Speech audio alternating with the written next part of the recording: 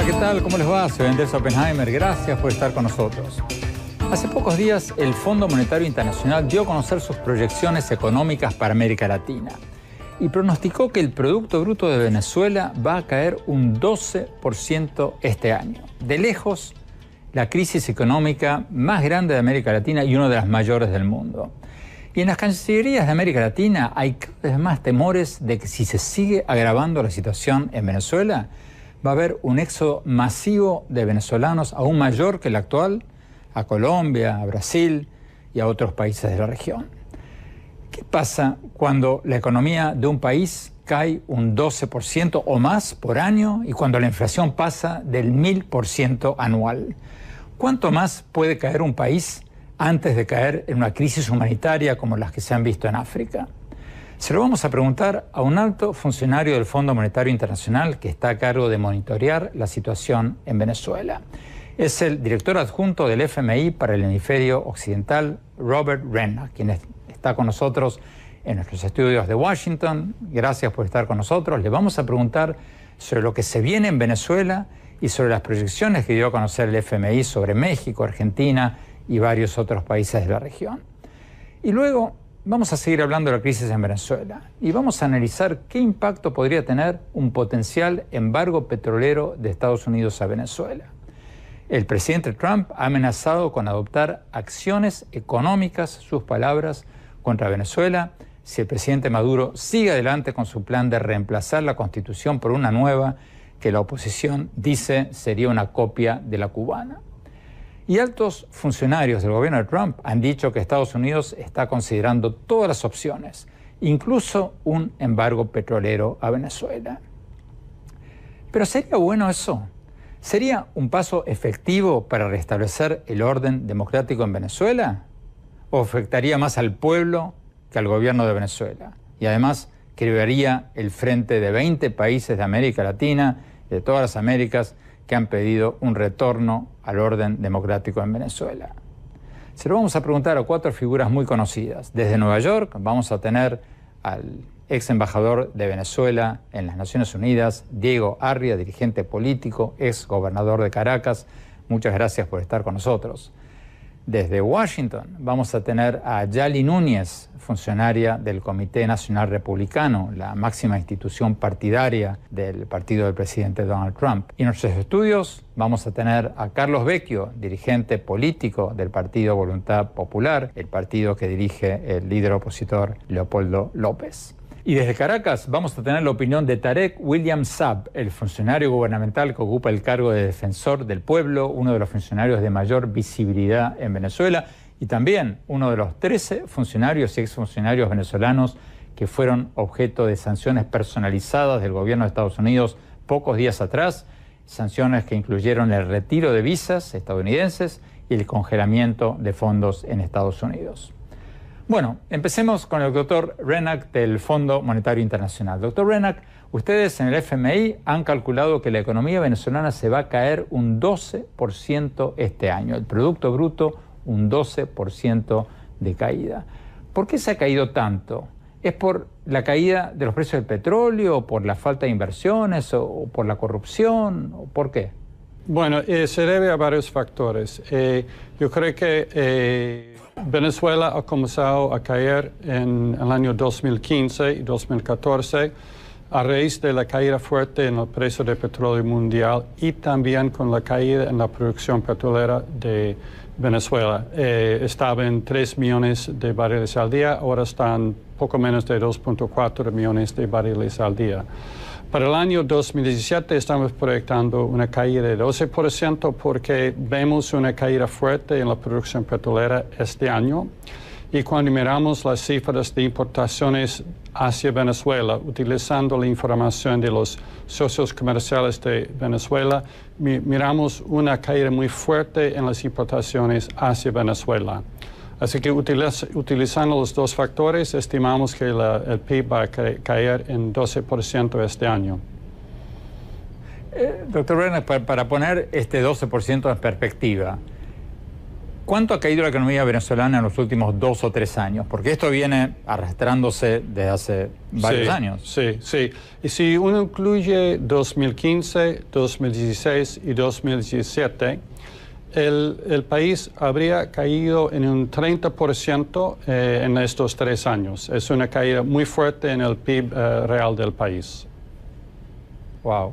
Ustedes han proyectado una inflación de más del 1100% al finalizar este año y de más del 2000% el año próximo. Sí. ¿Estamos ya en un escenario de hiperinflación? O sea, una situación de caos total en el que se paraliza la economía porque ya nadie sabe lo que cuesta cada cosa y nadie quiere comprar ni vender nada, o todavía no? Bueno, yo diría que la economía ya está paralizada. Pero técnicamente el país está en una senda hacia la hiperinflación. La información que tenemos muestra que ahora en junio y en mayo la inflación mensual anda en 20% al mes y pensamos que este ritmo mensual va a subir al final del año y la inflación llega a un 1100% al final del año. Y va a seguir creciendo la inflación porque sigue con una expansión fuerte en la base monetaria y también el tipo de cambio en el mercado paralelo sigue depreciándose. Así que proyectamos un ritmo de inflación el año próximo de 2.500% en el año, que es un ritmo mensual de más o menos 25 a 30% al mes. 2.500% de inflación por año. Sí. ¿Qué pasa en un país cuando hay 2.500% de inflación por año? Bueno, hay una gran confusión porque, primero, todos están perdiendo su poder de compra porque los sueldos no pueden, digamos, anticipar la subida en la inflación. Así que la gente va perdiendo su poder de compra. Y también hay mucha confusión sobre cuál es el coste de un bien, ¿no? Y los precios relativos. Así que nadie puede invertir, es muy difícil consumir, así que eso implica que va a haber una caída más importante en el PIB real de la economía. Así que es una situación de bastante caos en la economía. Antes de volver a Venezuela, doctor, el informe de ustedes también habla de toda América Latina. Sí. Dicen que va a haber un crecimiento, pero no muy grande. Sí. ¿Cuánto estiman ustedes que van a crecer las economías de los países más grandes como México, Brasil, Argentina? Bueno, México para este año estamos proyectando un crecimiento de 1.9%. En el primer trimestre México creció muy bien, pero estamos esperando un efecto de la incertidumbre con respecto a las relaciones comerciales con los Estados Unidos. En Brasil estamos proyectando una recuperación, pero muy leve, 0.2%, yo creo. Así que en esas dos economías tenemos un crecimiento, pero no súper rápido. Y en otros países estamos proyectando un crecimiento muy moderado también. En Argentina es 2.25% este año. Chile muy parecido, y Perú un poco más. Doctor Brennan, para volver a Venezuela, altos funcionarios de Estados Unidos han dicho que si el presidente Maduro cambia la Constitución, Estados Unidos va a tener sobre la mesa todas las opciones, incluso un potencial recorte en sus compras de petróleo de Venezuela. ¿Cuál sería el impacto de eso en Venezuela? Si Estados Unidos corta o impone un embargo al petróleo que importa de Venezuela. Bueno, hay varios tipos de sanciones que se pueden imponer sobre el comercio en petróleo, pero si es un embargo total, puede tener un efecto de corto plazo muy importante sobre Venezuela. Venezuela vende más o menos 780,000 barriles al día a los Estados Unidos. Es un poco menos de la mitad de sus exportaciones totales. Y en Venezuela exporta un crudo muy pesado, así que requiere una refinería que tiene la capacidad de refinar el crudo venezolano. Y hay varias refinerías en los Estados Unidos que pueden hacerlo, pero es muy difícil cambiar de una refinería a otra. Así que en el corto plazo, Venezuela tendría que buscar y encontrar un país que tiene o puede convertir sus refinerías en la capacidad de tener y refinar el crudo venezolano. Así que en el corto plazo puede haber un efecto muy importante en los ingresos petroleros al país. Pero una vez que el país encuentre otro destino para sus exportaciones, se puede vender, pero a un precio menor porque hay un mayor costo de transporte y quizás las refinerías nuevas tienen que cubrir sus costos de convertir para utilizar el crudo venezolano. Doctor Renak, del Fondo Monetario Internacional, muchísimas gracias por estar con nosotros. Tenemos que ir a un corte. Cuando hablamos, ¿sería una buena idea o una mala idea un embargo petrolero de Estados Unidos a Venezuela? Se lo vamos a preguntar a todos nuestros invitados. No se vayan, ya volvemos.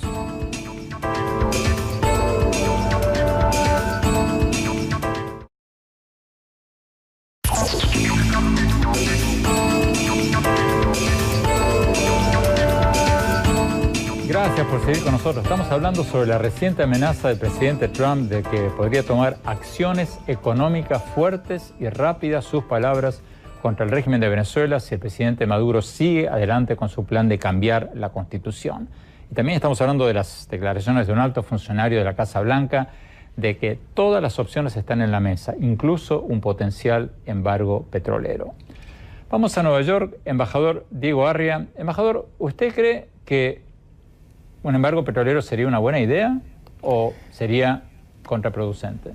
Pero primero que todo, Andrés, oír al representante del Fondo Monetario narrar una descripción no puede ser más trágica ni más alarmante para nuestro pueblo venezolano. Y creo que ese es el contexto general en el cual debe mirarse este tema. Yo creo que el contexto en el cual se ha puesto la discusión de un embargo petrolero es muy estrecho. Yo he tenido, como tú sabes, la oportunidad de participar en sanciones a otros países, en Irak, Yugoslavia, Libia, Sudáfrica, y entiendo perfectamente lo controversial, lo difícil y las deficiencias que tiene la aplicación de sanciones o contramedidas, como se quieran llamar. En el caso de Venezuela, no simplemente lo que se asoma por el caso de que se haga o no una asamblea constituyente, se asoma por las violaciones repetidas que Venezuela comete en materia de derechos humanos, en materia de delitos de lesa humanidad. O sea, esto sería, en el fondo, lo que se llamarían contramedidas en las cuales se podrían aplicar. Yo sí creo que cuando uno ve la situación en Venezuela, el número de muertos, de heridos, de apresados, de torturados, esto tiene varias maneras de verse. Se puede ver desde el punto de vista específicamente diplomático, desde el punto de vista del derecho internacional o desde el punto de vista humanitario. Yo creo que las tres cosas hay que tenerlas muy presentes. En el caso de los Estados Unidos y la propia Unión Europea no están considerando un embargo petrolero, están considerando medidas que puedan realmente afectar el comportamiento del régimen, que de acuerdo con el propio secretario general de la OEA dice, no importa qué sanción se le imponga a Venezuela, nada puede ser peor de un régimen que lo que ha hecho es robarse los recursos del país para matar, asesinar y torturar a los venezolanos. Y él dice, creo que hay que enviar una medida. Embajador Arria, pero ¿qué pasa, por ejemplo, con el argumento de que estas sanciones afectan mucho más al pueblo que al régimen? Estados Unidos tiene un embargo petrolero contra Cuba desde hace más de 50 años, y ahí está Cuba. ¿No sería mucho más perjudicial para el pueblo venezolano que para el gobierno venezolano esto? Es que no tiene que ser un embargo. Más aún, el embargo petrolero norteamericano basado en una ley, la Helms-Burton, realmente pretendía violar el derecho internacional, pretendiendo la extraterritorialidad de la medida. En el caso venezolano, por ejemplo, es el derecho soberano de una nación, sobre todo, que el petróleo en los Estados Unidos lo compran empresas privadas, entre ellos la que más compra es una venezolana que está en los Estados Unidos, que es Citgo, y podrían tener perfectamente el derecho a ejercer o comprar o no. Después de todo, el gobierno venezolano dice que su principal enemigo es los Estados Unidos. Yo escribí un artículo hace un par de días en El País y en el Herald, donde digo que Maduro se mantiene gracias a la compasión de Trump. ¿Qué quiero decir eso?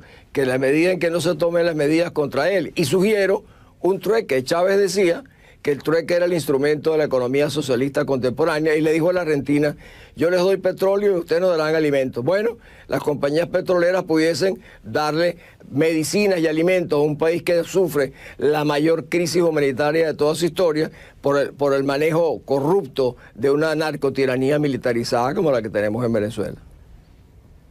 Carlos Vecchio, tú has dicho, y lo has dicho en este programa, que estás en contra de un embargo petrolero. ¿Por qué?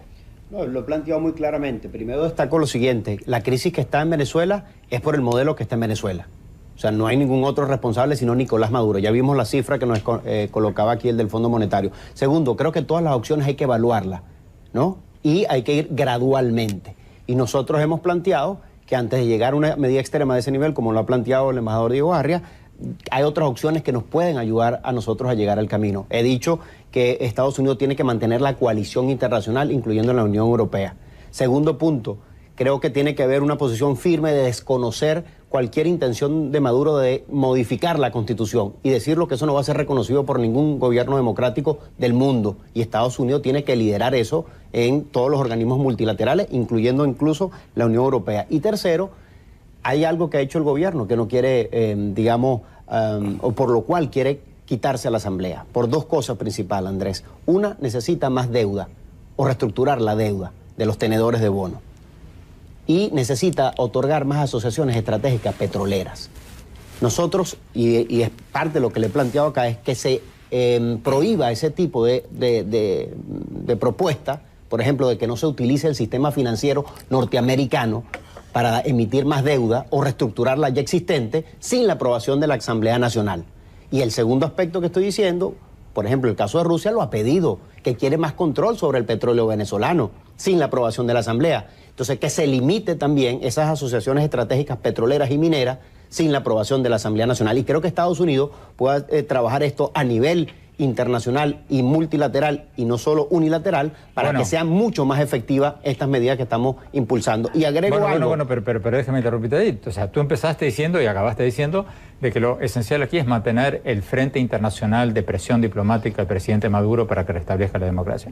Si Estados Unidos impone sanciones petroleras, ¿eso no sería el fin inmediato de ese frente internacional? Para mí sí, buscaría resquebrajarlo y por eso digo que lo importante es mantener esa coalición también internacional, que se dio en el caso de Irán, por ejemplo, o sea, donde se mantuvo y se incluyó. ¿Tú estás de acuerdo de que si Estados Unidos impondría acciones unilaterales, se rompería el frente internacional? Creo que hay algunos gobiernos latinoamericanos y europeos que no respaldarían una medida unilateral. Por eso hay que ser muy inteligente e irlas gradualmente y estas acciones que estoy proponiendo también tienen un punto muy claro sobre los abusos. Y agrego algo, Andrés, para completar esto. Yo creo que las sanciones individuales a corruptos, a violadores de los derechos humanos no se ha profundizado. Y agrego más, no solo hay que colocar a las figuras visibles, hay que colocar a sus testaferros, como ocurrió con el caso del vicepresidente, que se le incluyó su testaferro, que fue Samar López, donde se vieron los millones que se han robado y por eso el pueblo de Venezuela está pasando hambre. Y hacia allá tiene que ir la acción de los Estados Unidos. Bueno, Samar López se declaró, dijo que es inocente, esto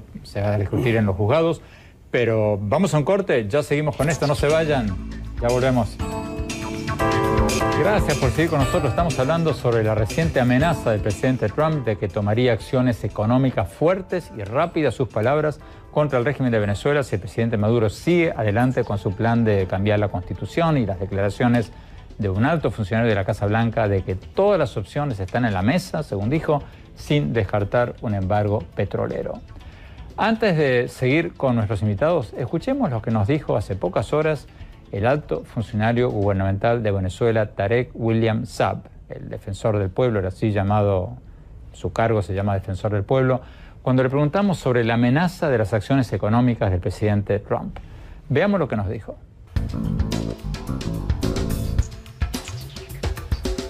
Interpreto como defensor del pueblo de Venezuela las amenazas con sanciones económicas contra nuestro país por parte de la administración de Donald Trump como un castigo, obviamente, a todo el pueblo de Venezuela, a toda la nación venezolana. Porque cuando tú sancionas económicamente a una nación con la cual tienes vínculos comerciales, tú buscas ahogarla financieramente, buscas bloquearla financieramente.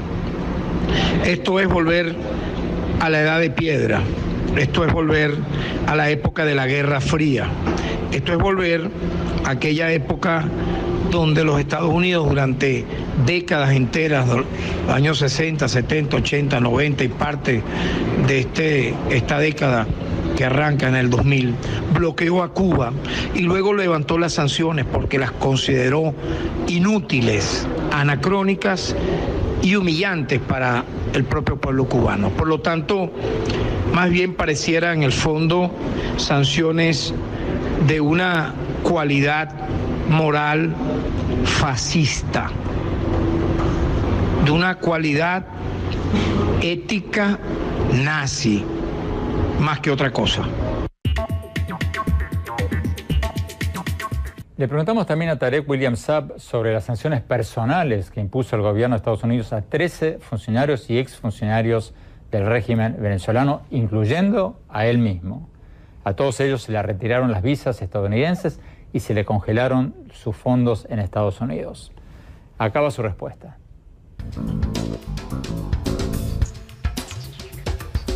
Esa sanción que impone la administración de Donald Trump, en primer lugar la califico, aparte de unilateral, como totalmente impropia, indigna, para la vergüenza de quien la impone. En lo personal, a mí se me había revocado la visa de entrar a los Estados Unidos en el año 2001. Es decir, que el hecho de que me estén quitando una visa que ya de por sí no la tenía, no tiene mayor sentido. Ni tengo bienes ni cuentas en los Estados Unidos, ni jamás lo he tenido, ni en un mañana he pensado tenerlo. Por lo tanto, yo interpreto que este tipo de sanciones son de amedrentamiento.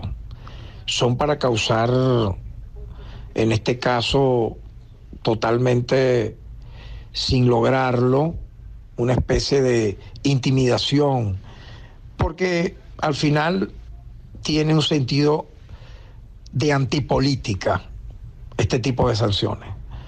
En una época como la nuestra, hacerle al ombudsman de Venezuela, al presidente del Consejo Moral Republicano, alguien que ha tenido una trayectoria reconocida en materia de derechos humanos, una sanción que implica prohibirle la entrada a los Estados Unidos,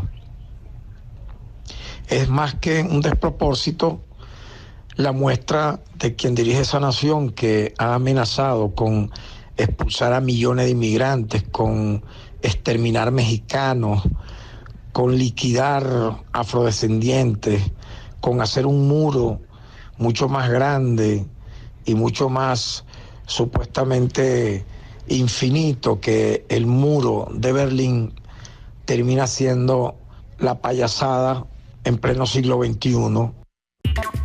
Vamos a Washington. Yali Núñez, del Comité Nacional Republicano. Yali, si lo que dice el doctor William Saab es cierto, ¿no son simbólicas estas sanciones personalizadas? Porque, como nos decía en el bloque anterior Carlos Vecchio, si no están nombrados los testaferros, muy pocas de estas personas van a tener dinero a su nombre en bancos de Estados Unidos. ¿No son más simbólicas que reales estas sanciones? Buenas, Andrés, muchas gracias por tenerme en tu programa, gracias por la invitación. No son simbólicas y te explico por qué. Porque no es solamente simbólico, sino de corazón el apoyo que la administración Trump quiere brindarle al pueblo venezolano. Un pueblo que está sumido en una miseria sin precedentes. Un pueblo que en estos momentos está buscando comida de los latones de basura. Te digo algo, yo soy nacida y criada en Cuba, lo cual me da un background de lo que es vivir en una sociedad oprimida, en una sociedad comunista que desgraciadamente ha extendido, porque Cuba es como una dictadura que es como una empresa que ahora tiene subsidiaria en Venezuela con esta dictadura tan horrible de Nicolás Maduro y que está sufriendo el pueblo venezolano.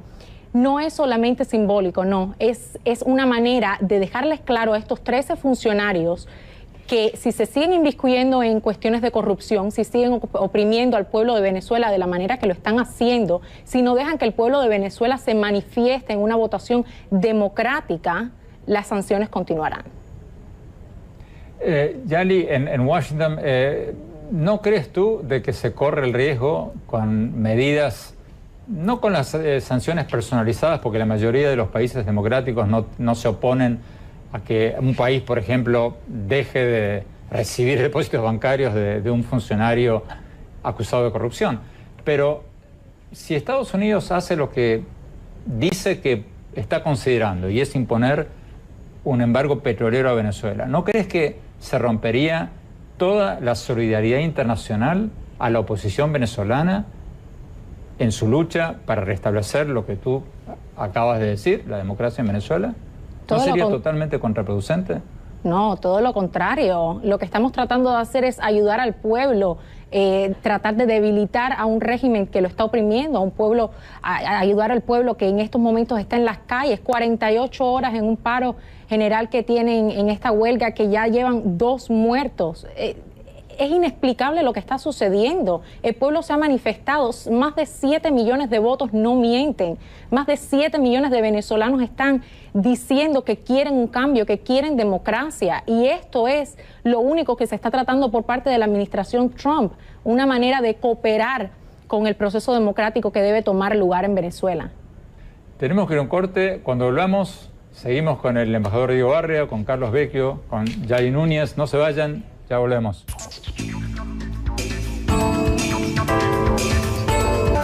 Gracias por seguir con nosotros. Estamos hablando sobre la reciente amenaza del presidente Trump de tomar acciones económicas fuertes y rápidas, según sus palabras, contra el régimen de Venezuela si el presidente Maduro sigue adelante con su plan de cambiar la Constitución y, según la oposición, reemplazarla por una Constitución al estilo cubano. Vamos a Nueva York.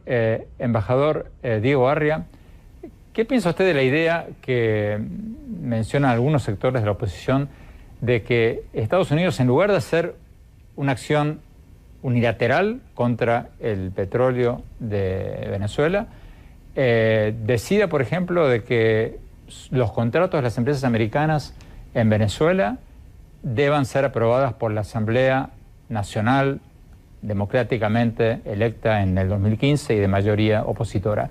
¿Funcionaría eso en Venezuela? Andrés, lo primero, he oído varias veces en esta conversación el término unilateral, como si fuera una violación al derecho internacional. Toda nación tiene derecho a contramedidas, actuar internacionalmente cuando ve que se afectan intereses determinados. Por ejemplo, en este caso, los derechos humanos, los delitos de lesa humanidad. Los países que, como los Estados Unidos, tienen una preocupación global, tienen pleno derecho. Además, hay un principio en las Naciones Unidas de cómo corresponsabilizar al mundo y proteger mejor a los países que sufren, como el caso venezolano, y pueden actuar. Esto se llaman contramedidas, no son represalias. En cuanto a lo que se ha propuesto, lo de la posibilidad de la Asamblea pues, puede que desaparezca, porque el término, lo que está planteado en una supuesta futura y legítima constituyente, es desaparecer la Asamblea. Yo creo que debemos ver esto. Y todo opinar, mira, no como diplomático, no. Yo creo que hay un problema humano en Venezuela, que yo creo que es el que, si tú le preguntas a los venezolanos que están sufriendo en las calles y entramos en exquisiteces de si conviene o no, si hay coaliciones internacionales, ninguno lo va a entender. Hay realmente todas las medidas. Me parece que no puede ser que el gobierno de los Estados Unidos esté más interesado que nosotros mismos en ver cómo ayudarnos a desmontar este régimen. Este régimen no se va a desmontar por la vía convencional electoral, ya lo ha demostrado. Nosotros demostramos hace pocos días que aprobamos la remoción de todos los poderes públicos venezolanos y casi 8 millones de venezolanos lo hicieron. Y a lo que estamos enfrentando no es realmente una discusión sobre derecho internacional. Lo que estamos enfrentando son medidas que permitan, como dijo Yali, realmente desmontar a un régimen que tiene tiranizado y ha involucrado en Venezuela. Fíjate, Andrés, en Venezuela hay una hambruna como nunca ha visto América Latina, porque países más pobres como Bolivia, Perú, tienen agricultura. En Venezuela Chávez acabó con la agricultura y como todo lo compramos del exterior. Por eso es que el secretario general de la OEA dice no hay ninguna sanción adicional que se le pueda imponer a Venezuela que modifique la tragedia venezolana. Carlos Vecchio, ¿tu reacción? No, mi reacción primero a Tarek, ¿no? William Saab, Creo que es vergonzoso que el defensor del pueblo siga protegiendo a la dictadura y no se ponga al lado del pueblo. Si hay alguien que ha sancionado al pueblo de Venezuela, es el régimen de Nicolás Maduro, a la inflación a la cual está sometida, a la sanción de no conseguir medicina o morir por falta de alimento o medicina. Ahí es donde está la más grave sanción. Pero fíjate en términos también individuales. Si alguien ha sancionado individualmente a alguien, y sobre todo a su, digamos, a su nacional, es el régimen de Maduro, que le ha quitado los pasaportes incluso a los diputados de Venezuela y no los deja salir de su país. Esas son sanciones que le pone el propio régimen a sus conciudadanos y quien ha montado prácticamente un sistema de exclusión política en Venezuela. Así que ahí yo insisto en la gravedad. Las sanciones las pone hoy es el régimen de Maduro. Sí, y agrego algo aquí, Andrés, para un poco el comentario del embajador Arria, que yo lo comparto, es una medida unilateral. En realidad Estados Unidos lo que está buscando es impulsar un cambio político en Venezuela en términos democráticos, como lo hemos planteado. Pero si estas se hacen multilateralmente o con otros socios, son más efectivas. Claro, ese es el planteamiento. Pero la diferencia que hacen los organismos de derechos humanos es que hay una enorme diferencia entre acciones personalizadas y acciones generales. Negarle la visa a un funcionario que Estados Unidos estima es corrupto o que los propios venezolanos no gubernamentales consideran que es corrupto es una acción que la mayoría de los abogados internacionales califican de totalmente legítima. Ahora, imponerle un embargo petrolero a un país, más allá de si es legítimo o no, está la pregunta de si no es contraproducente por el mismo motivo que citabas tú. Quebraría el Frente Internacional de Apoyo a la Democracia de Venezuela. Este tema incluso que lo he conversado con gente también dentro de la administración, por supuesto tiene su preocupación en el sentido de hoy la situación es más difícil, la va a ser más difícil. Hay personas que están sopesando estos argumentos buscando en hacer alianzas multilaterales. Por eso también he impulsado lo que te acabo de decir. Por ejemplo, es la utilización del sistema financiero norteamericano para el tema de las reestructuraciones de deuda o tener más deudas que no sean aprobadas por la Asamblea Nacional. Diego planteaba, bueno, es que la Asamblea Nacional no existe. Ahí es donde viene la posición firme. Desconocer cualquier otra figura. Existe, pero puede dejar de existir si Maduro la cierra. Pero por eso tiene que venir una posición firme de Estados Unidos y de la comunidad internacional, desconocer cualquier cosa que salga de cualquier modificación y desconozca la actual Asamblea. Es decir, insistir en el reconocimiento pleno de la Asamblea electa del 2015. A ver si te entiendo bien. Que toda la comunidad internacional diga, ningún contrato comercial con Venezuela va a ser válido si no tiene la aprobación de esta existente hoy Asamblea Nacional controlada, elegida democráticamente en el 2015 y de mayoría opositora. Así es. Y en el tema, ¿por qué no lo hicieron? Y en el sistema financiero, insisto en este tema, el gobierno de Venezuela se ha venido endeudando irresponsablemente, quiere reestructurar deuda sin la aprobación de la Asamblea. Y para eso se necesita el sistema financiero norteamericano. Si los Estados Unidos ponen límite allí e insiste, porque esto tiene doble mensaje. Desconozco cualquier cosa que quiera hacer Maduro para cambiar la Constitución y reconozco la Asamblea Legítima del 2015. Ahí hay una posición muy firme y muy clara y limita todo este sistema financiero del cual quiere dársele oxígeno Maduro con sus reestructuraciones o manejo de deuda irresponsable. Vamos a Nueva York. Embajador Arria, usted estuvo muchos años en las Naciones Unidas. ¿Piensa que el plan anunciado por el secretario general de la OEA de denunciar al presidente Maduro ante la Corte Penal Internacional por presuntos delitos de lesa humanidad sería algo efectivo o sería un poco perder el tiempo, desviar la atención? Yo creo que es muy importante porque significa que la OEA, él está intentando darle más fuerza a la OEA, haciendo una especie de acciones complementarias que permitan acusar a un régimen como el venezolano, en el caso de Maduro, son sanciones individuales, a Maduro y al grupo de sus jerarcas de la narcotiranía, a un proceso de la comisión por la Comisión de Delitos de Lesa Humanidad. A mí me parece muy importante. Ya incluso un grupo de senadores colombianos presididos por Iván Duque han presentado algo parecido. Pero que lo diga el secretario general de la OEA, que se ha convertido, no como se dice, como el mejor defensor de los derechos y de la libertad en Venezuela, no, como el mayor defensor de los derechos y de la libertad en América. Eso realmente sienta un precedente de una extraordinaria importancia. Yali Núñez en Washington, rápidamente porque se nos está acabando el tiempo. ¿Por qué es que el presidente Trump no habla de todo esto? Porque esta declaración de acciones económicas rápidas y efectivas fue en un texto escrito de la Casa Blanca. Él no salió a la Cámara a decirlo. ¿Por qué, si está tan interesado en Venezuela no da la cara. Bueno, el presidente está lidiando con muchísimas cosas y sí está interesado en apoyar al pueblo venezolano y sí lo dijo en ese statement, como comentaste, un statement que fue fuerte, que fue claro, que es decisivo para las medidas que están todas sobre la mesa en estos momentos en cuanto a lo que conlleva el tema de Venezuela. En estos momentos la administración Trump se está concentrando en apoyar a los venezolanos, se está concentrando en enviar un mensaje de fraternidad para el pueblo venezolano para que puedan obtener esa deseada democracia que están buscando, que llevan ya meses, años buscando en las calles.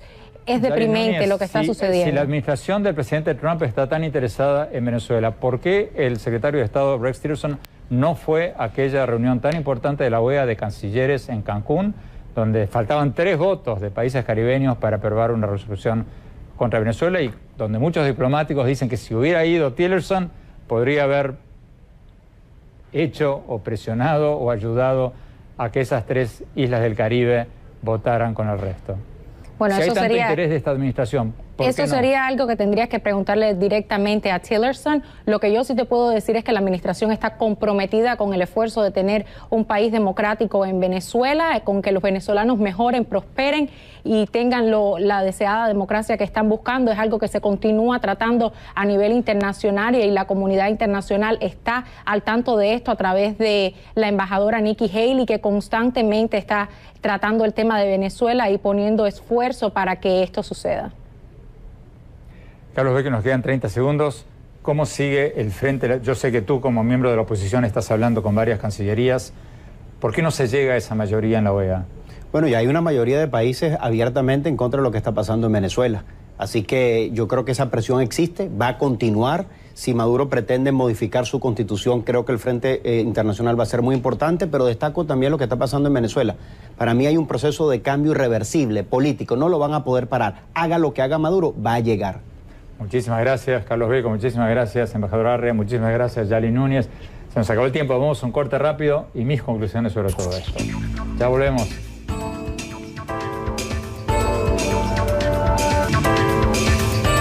Muchas gracias por habernos acompañado y no se olviden de visitar nuestra página web andresopenheimer.com. Si se registran ahí van a poder recibir por email todas mis columnas de Miami Herald y nuestros últimos programas de televisión. Les recuerdo la dirección, es andresopenheimer.com. Y los espero también en nuestra página de Facebook, Andrés Oppenheimer, y en mi Twitter, @OppenheimerA. Bueno, mis conclusiones sobre lo que hablamos hoy, la crisis de Venezuela. Me llamó mucho la atención lo que nos dijo al principio del programa el director adjunto para América Latina del Fondo Monetario Internacional, Robert Reinhart. Nos dijo que la economía venezolana no solo va a caer en un 12% este año, sino que la caída será de más del 30% en los últimos 3 años. Y si Estados Unidos llegara a imponer sanciones económicas, el desplome podría ser todavía mayor. ¿Qué va a pasar ahora en Venezuela? En mis recientes columnas del Miami Herald, que pueden encontrar en internet, cité varios motivos por los que un embargo petrolero de Estados Unidos sería contraproducente. Y señalé que hay 4 escenarios posibles si Maduro sigue adelante con su plan de cambiar la Constitución y cierra la Asamblea Nacional de mayoría opositora. Decía en esa columna que si pasa eso, los 4 escenarios más posibles son el escenario nicaragüense, o sea, elecciones con autoridades electorales consensuadas y observadores internacionales como lo que ocurrió en 1990 en Nicaragua, el escenario egipcio, un golpe de Estado como el que dio el actual presidente egipcio, el Sisi, en el 2013, el escenario cubano, que sería un gobierno de partido único o algo parecido, y el escenario libio o sirio, que podría ser una sublevación en una parte del país, y bueno, la partición de Venezuela en 2 o más partes como ocurrió en Libia. La mayoría de los países latinoamericanos esperan que se dé el primer escenario, quieren que se dé el primer escenario, unas elecciones libres, con autoridades electorales y observadores internacionales creíbles, porque creíbles es la palabra clave acá, más o menos lo que pasó en Nicaragua en 1990. Y que gane quien gane, y que se acabe la violencia política y el desplome económico en Venezuela. Porque los demás escenarios serían uno peor que el otro. Bueno, se nos acabó el tiempo. Muchas gracias. Hasta la semana próxima.